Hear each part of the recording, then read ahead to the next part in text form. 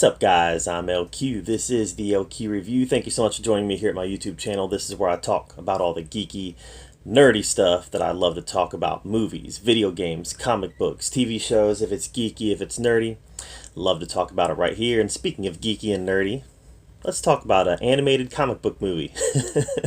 Finally got the chance to watch Superman, the Man of Tomorrow, and I just wanted to share my thoughts on this movie.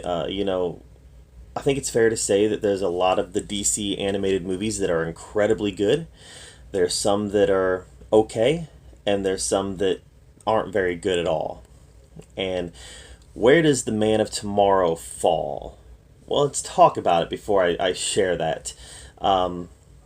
It started out, well, that with the Justice League Dark Apocalypse War, it became very clear that they were ending the New 52 line of the animated movies. And I'm okay with that, whatever, right?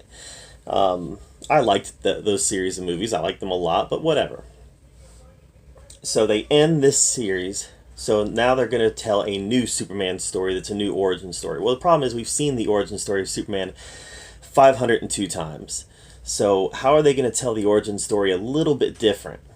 Well, they are able to go a little bit different, and I appreciated the fact that they were able to go a little different on this origin story. Instead of Pa Kent, instead of Jonathan Kent telling Clark where he came from, or instead of the ship that he came in telling him where he came from, or instead of finding a green crystal or whatever it might be, instead of finding a ship in the Arctic with a AI of Jor-El, whatever it may be, this was different. They decided to tell Superman discovering his origins a little bit differently, and they did it through the visit of Lobo. Now, part of me was like, am I really excited about seeing Superman fight Lobo again? We've seen it in animated form before. We've seen it in comic form countless times. Which one was it? Superman, the Man of Steel, number 30, I think it was, the one where it came in a poly bag, and you took it out of the poly bag, and there's a bunch of removable pieces that you could stick on to the cover. Remember that? That was crazy. I'm going to show you guys that. Hang on. So here's the standard edition right here. Superman, Man of Steel, number 30. It's got Superman fighting Lobo. It's basically a fight issue, and it's an entertaining fight issue. I always like when Superman fights Lobo. But this one, hold on. So I've never opened it, because me being the weird, the collector that I am, this is my reading copy. This is my retirement plan. This is my copy that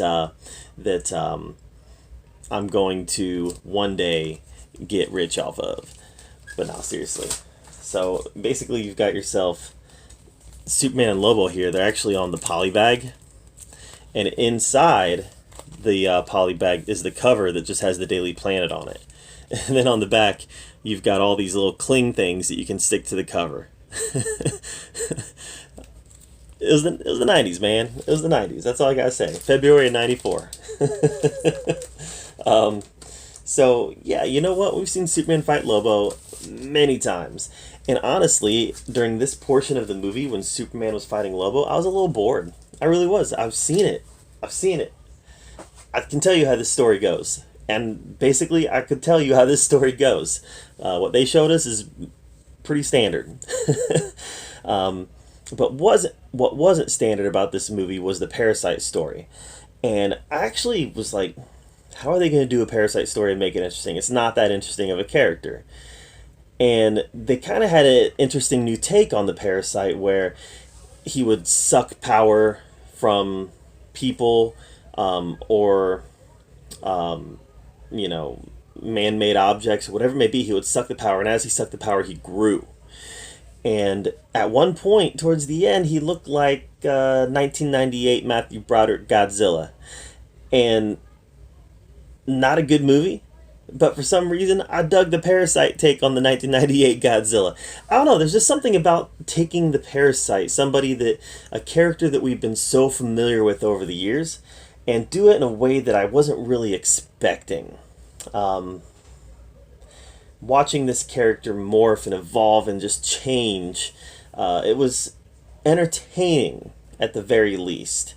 I appreciated the take that they had on Lex Luthor. Lex Luthor, I always think Lex Luthor is best when his motives are evil or self-serving. Either one. It can be evil or self-serving. I think Lex Luthor is best when he's got one of those two motives, but he wants to appear to the world, and even to Superman and the Justice League. He wants to appear to be the good guy. That's when I think Lex Luthor is most interesting, and that's kind of what they did here. There's a point in the movie where he turned on Superman, and he got to put his villain hat on, but he was an interesting character here because they really tried to take the whole desire for heroics side of Lex Luthor and show that. So I like that.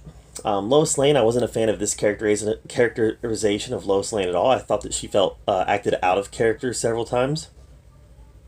And I think that, Lois Lane is a character who is a strong female character. She can stand on her own without having to be underhanded or shady. And I feel that's like what they did to her in this movie. They made her this underhanded, shady type character to make her seem more empowered, and it just made her seem less empowered. I want to see Lois stand on her own, stand toe-to-toe against men, with men, not against men, with men, with high moral caliber. I didn't feel that with this Lois. But yeah, it was a nice little origin story. We had John and Martha Kent in there. We see how he gets his costume. If you've seen Lois and Clark, The Further Adventures of Superman, then it's reminiscent of that. There's good stuff to be had here. So where does this movie fall in? Is this a great DC animated movie, a good DC animated movie, or a bad DC animated movie? I'm going to say it's a good one. It's on the higher end of the good ones, actually. Lobo, as trite and predictable as it was, he was still an entertaining character to see. He's always entertaining. And this was an interesting take on the Parasite, and this was an interesting take on Lex Luthor, and even the Superman character himself. It felt very American Alien. If you've read the American Alien miniseries, then you know kind of what I'm talking about here, especially the way he dresses early in his career of superheroing. It felt very American Alien to me. But yeah, it was okay. I'm going to give it a C+. It wasn't great. It wasn't bad. It was just an okay movie. Superman, Man of Tomorrow gets a C+. What did you think of Superman, the Man of Tomorrow? Let me know in the comments down below. I'd love to hear your take on it. Make sure you hit that subscribe button. And as always, thank you so much for joining me right here at the Oki Review, where we get to talk about all the geeky, nerdy stuff that we love to talk about. And until next time, we'll see you guys later.